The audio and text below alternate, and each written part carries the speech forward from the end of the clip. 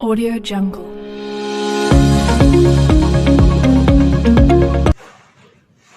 Assalamualaikum warahmatullahi wabarakatuh. Perkenalkan, saya adalah Lili Krisnawati, salah satu dosen pada program studi biologi Fakultas Matematika dan Ilmu Pengetahuan Alam Universitas Lampung. Saya memiliki keahlian pada bidang biologi tumbuhan dan salah satu mata kuliah yang saya ampu adalah fisiologi tumbuhan. Mata kuliah fisiologi tumbuhan ini memiliki bobot 3 SKS.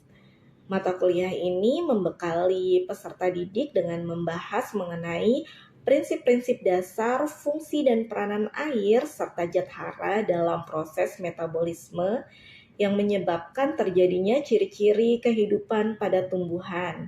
Termasuk di dalamnya adalah interaksi tumbuhan dengan lingkungan sekitarnya, metabolisme sel seperti respirasi, fotosintesis, dan metabolisme sekunder.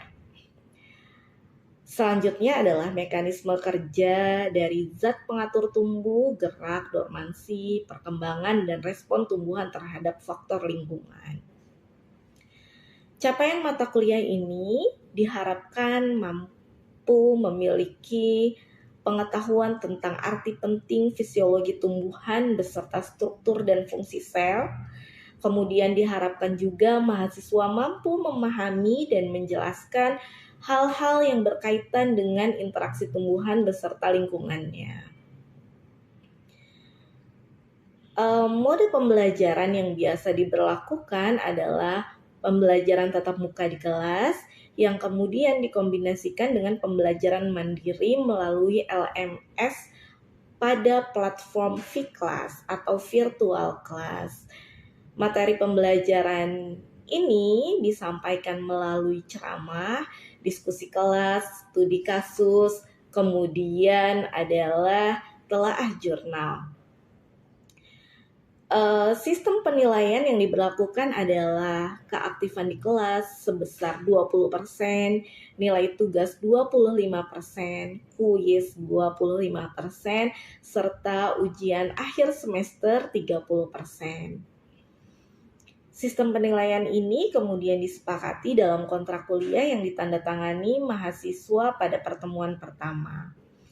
Mahasiswa juga dengan mudah dapat mengakses modul handbook pada website program studi biologi, sedangkan materi pembelajaran dan penugasan dapat diakses pada aplikasi vClass.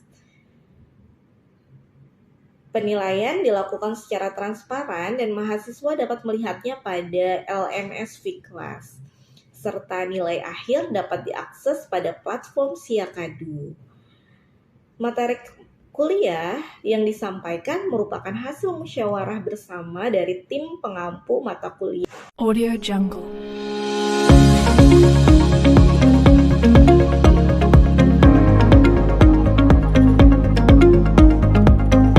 Audio Jungle.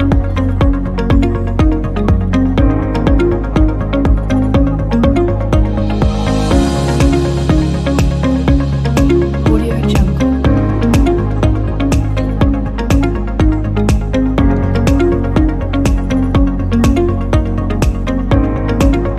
Audio Jungle.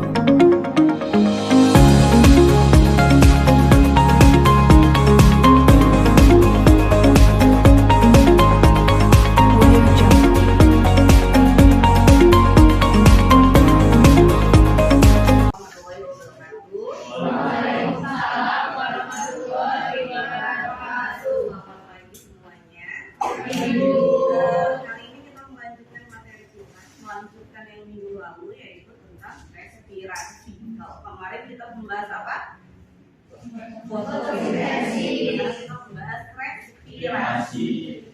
Tujuan dari kita mempelajari respirasi ini adalah supaya kalian mengerti reaksi-reaksi yang berhubungan dengan respirasi, yaitu glikolisis, siklus Krebs, dan transfer elektron. Jadi dari materi ini diharapkan kalian bisa mengetahui reaksi glikolisis, siklus Krebs maupun transfer elektron.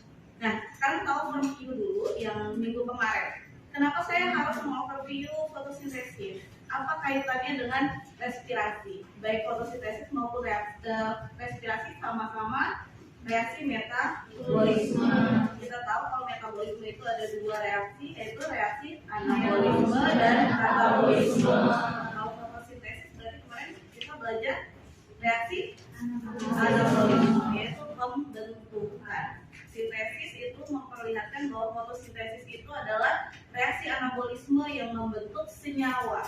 Di fotosintesis apa yang kita bentuk? Apa yang dibentuk oleh tumbuhan? Glukosa. Secara umum karbohidrat, ya. Secara umum karbohidrat. Kemudian di respirasi ada reaksi katabolisme, yaitu perombakan, pemecahan. Apa yang dipecah? Karbohidrat. Karbohidrat menjadi karbohidrat yang lebih sederhana, glukosa, kemudian masuk ke jalur glikolisis, siklus PET dan transfer elektron, gitu ya. Coba kita tulis kembali satu orang, siapa yang mau maju untuk meneruskan reaksi fotosintesis. Satu lagi respirasi. Ya, boleh. Siapa namanya? Ya, Desna. Bisa terus di sini biar nggak kelihatan di sini. Fotosintesis dulu.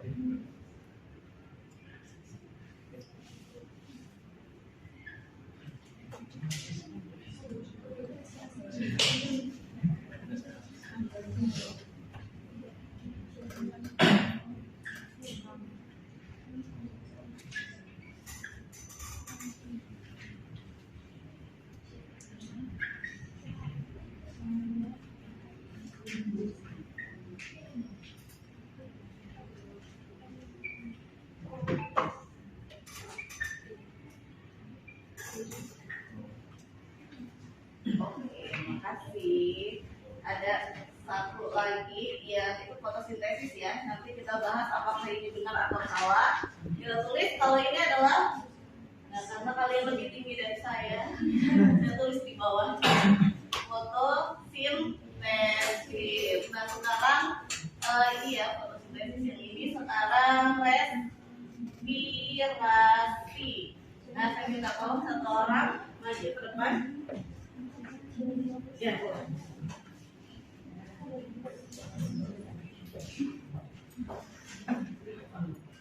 Bawah. Itu kan udah saya kasih tanda. Nah.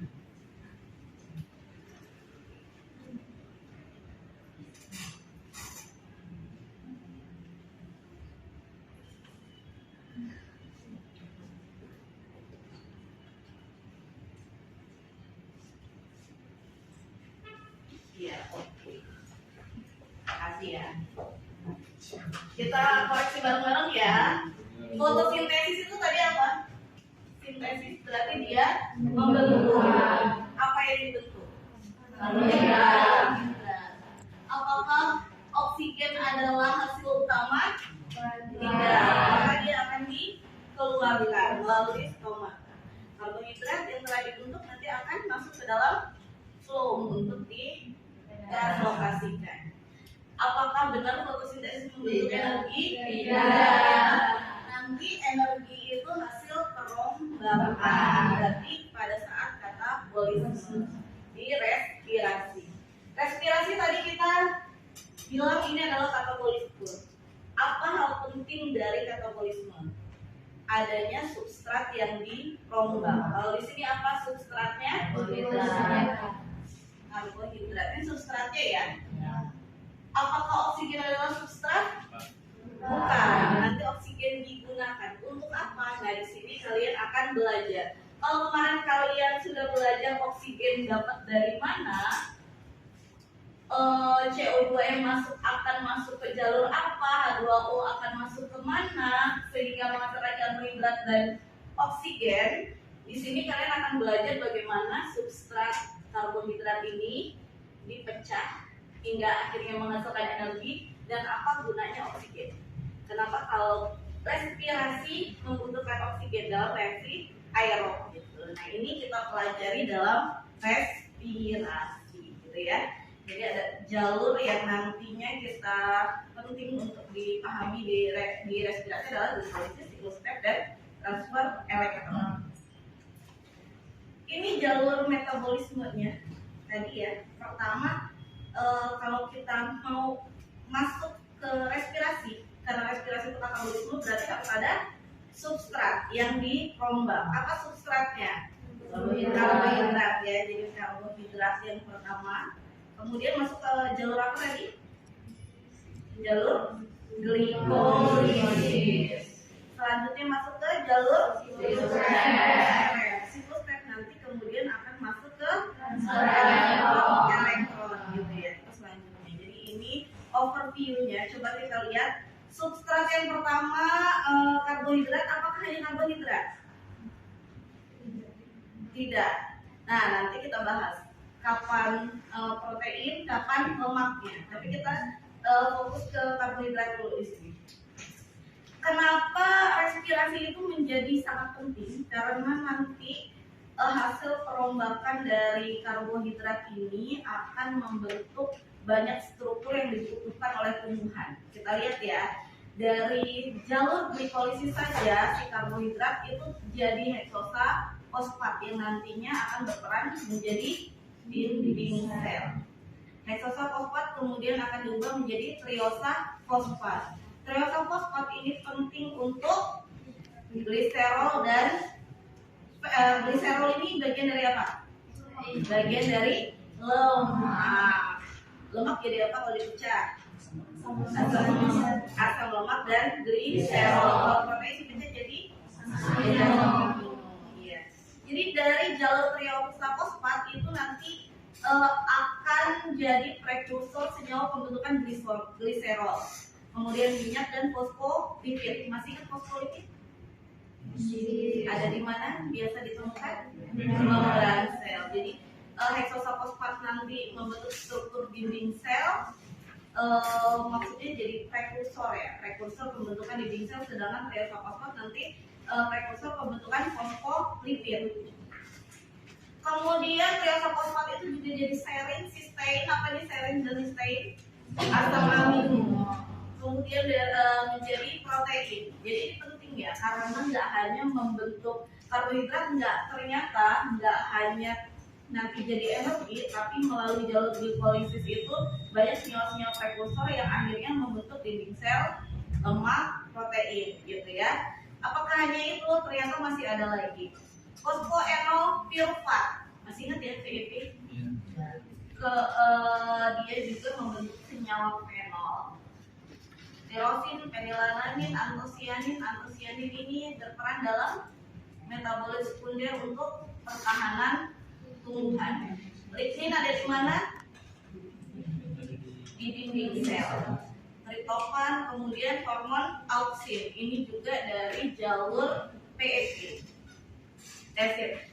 Fosfoenolpirufat kemudian menjadi asam pirufat. Asam pirufat ini senyawa prekursor pembentukan etanol. Asam laktat, alanin. Alanin ini asam amino, maka dia nanti akan bisa menjadi protein ya.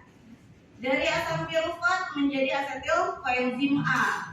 Asam pirufat ini adalah hasil dari glikolisis. Glikolisis mau masuk ke siklus Krebs harus diubah dulu menjadi asetil koenzim A. Asetil koenzim A ini adalah prekursor pembentukan asam lemak. Kemudian pembentukan kutikula. Apa kutikula? Lapisan lilin di permukaan daun. Kemudian ada isoprenoid. Isoprenoid ini nanti membentuk karotenoid, pitol, klorofil, sterol, ya, giberelin, nah gitu ya. Dan ada terpen. Terpen ini sama kayak metabolisme sekunder lainnya ya. Dalam alkaloid ada terpenoid ya.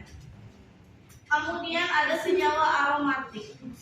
Senyawa aromatik yang biasanya nanti contohnya metabolisme sekunder dari golongan flavonoid ya. Nah, bayangkan kalau ini tidak ada ya. Jadi glikolisis dari karbohidrat itu dirombak menjadi senyawa-senyawa yang senyawanya itu juga dipakai untuk pembentukan senyawa lain yang menjadi struktur di dalam Nggak hanya struktur ya, termasuk hormon. Hormon kan fungsionalnya tadi. Dari asetil-koenzim A masuk kemana?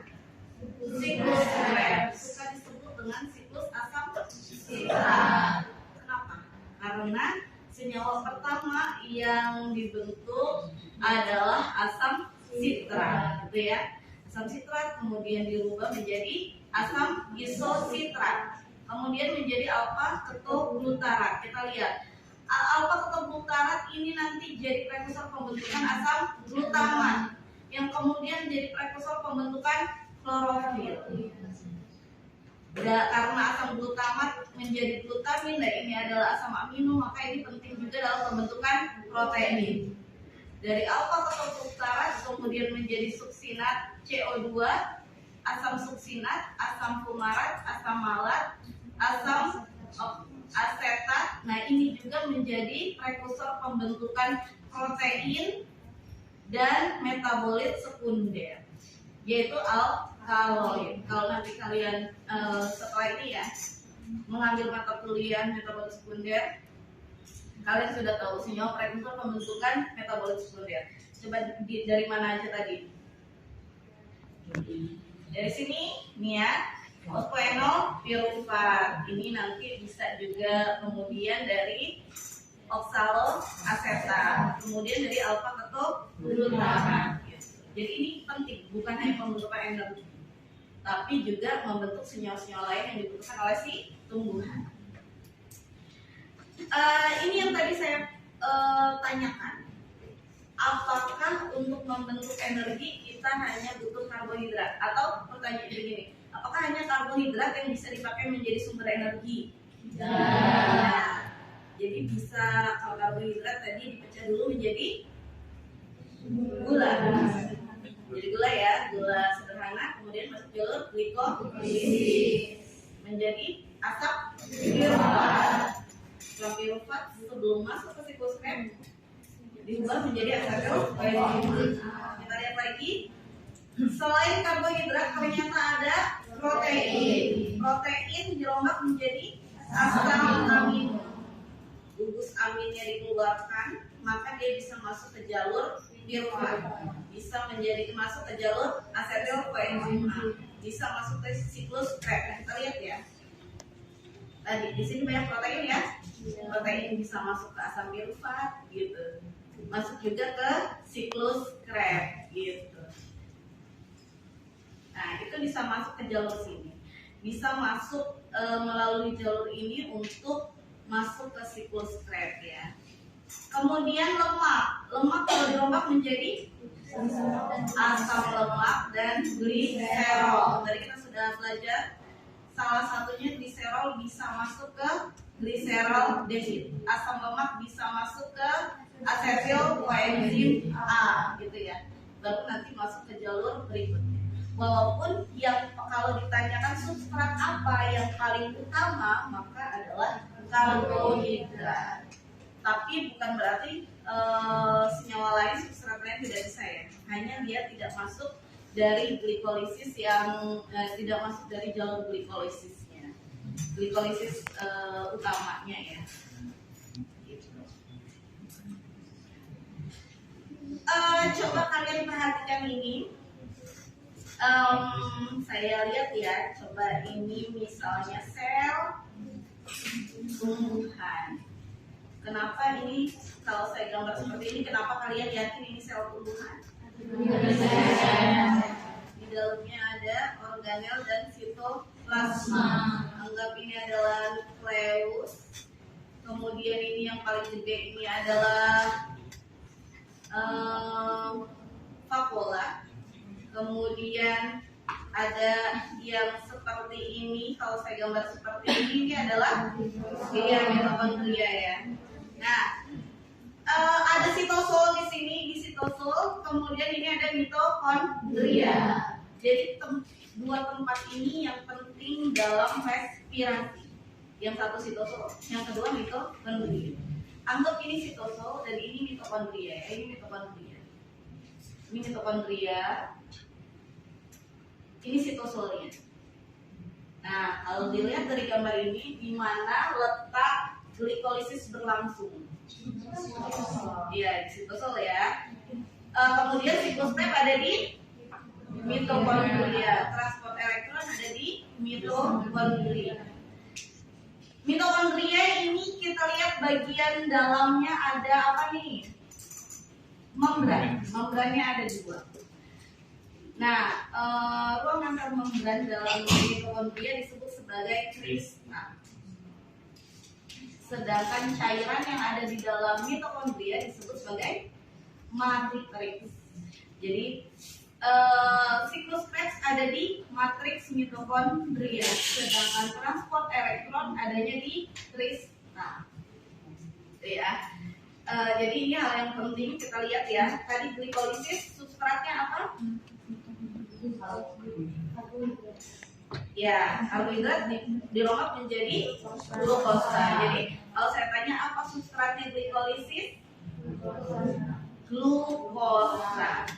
Glukosa masuk ke jalur glikolisis, hasilnya adalah asam sulfat.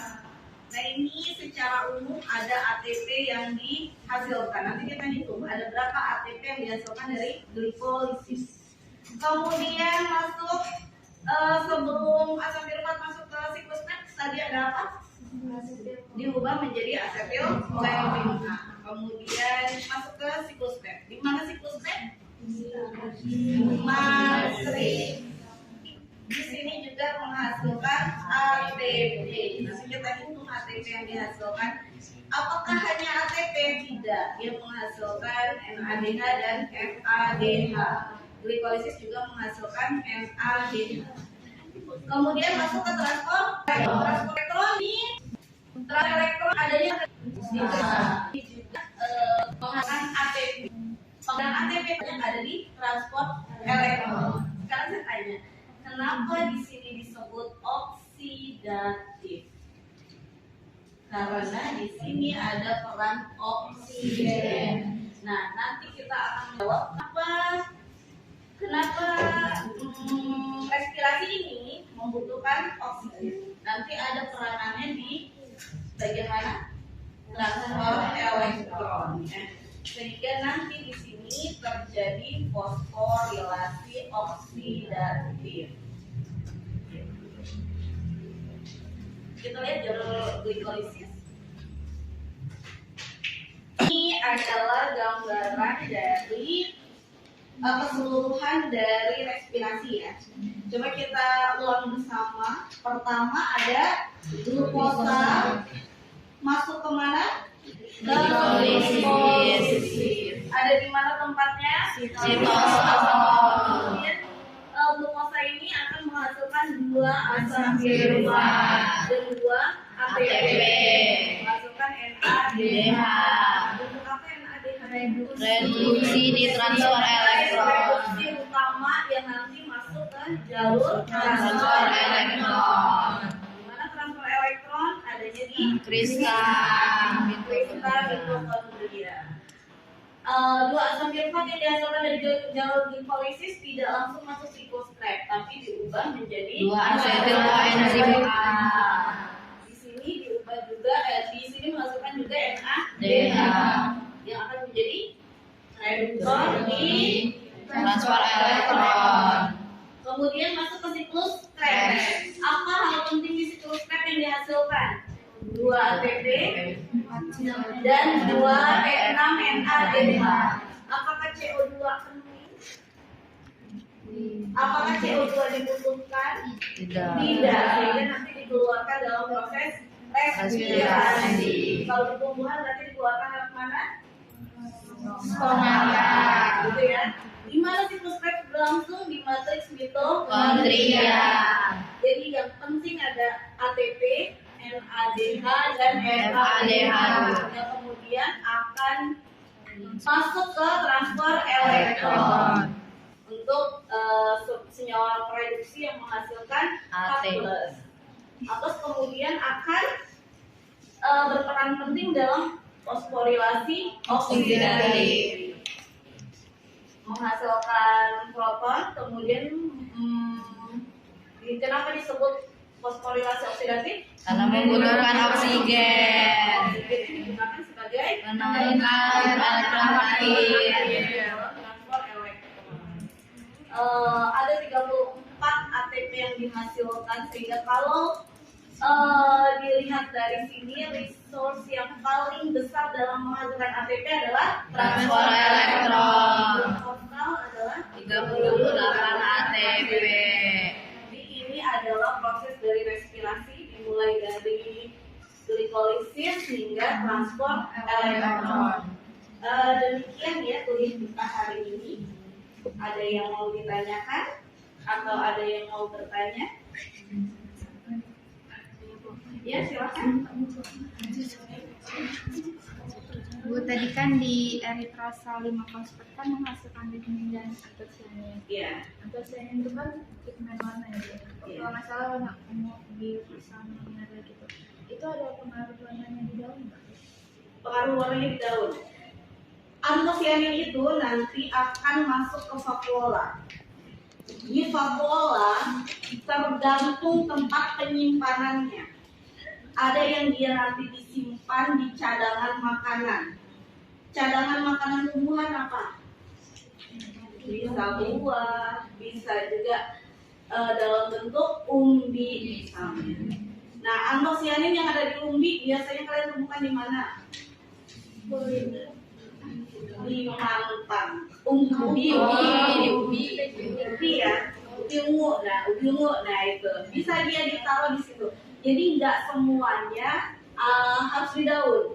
Bisa juga jadi ada di mahkota bunga, sehingga mahkota bunganya berwarna. Ya itu kan ya antosianin. Jadi tergantung nanti tumbuhan tersebut penyimpanannya di mana. Dan tempat penyimpanannya ada di vakuola. Ada lagi yang mau ditanyakan? Sudah? Jadi ada banyak ya dari senyawa yang diturunkan dari glikolisis, dari dinding sel, membran sel, metabolit sekunder, bahkan yang tadi senyawa seperti antosianin. Aromatik lainnya yang nanti dalam golongan flavonoid. Contohnya apa? Kalau yang tumbuhan yang menghasilkan aromatik, jahe, serai gitu. Kalian bertanya dari mana itu, dari mana wanginya gitu ya. Itu nanti dari metabolit sekundernya yang bisa juga dari senyawa turunan dari karbohidrat gitu. Jadi penting, respirasi bukan hanya penting untuk menghasilkan energi, tapi untuk membentuk senyawa karbon, yang senyawa karbonnya dipakai lagi untuk pengubahan bentuk senyawa yang lain yang dibutuhkan oleh si tumbuhan. Ya, seperti itu ya. Ada lagi? Kalau tidak ada, oh ya boleh Minggu.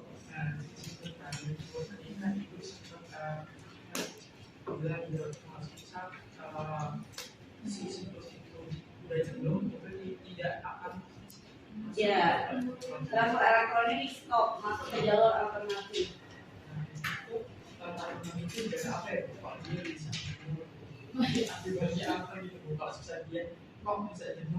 Ya, bisa. Kalau respirasinya sangat meningkat.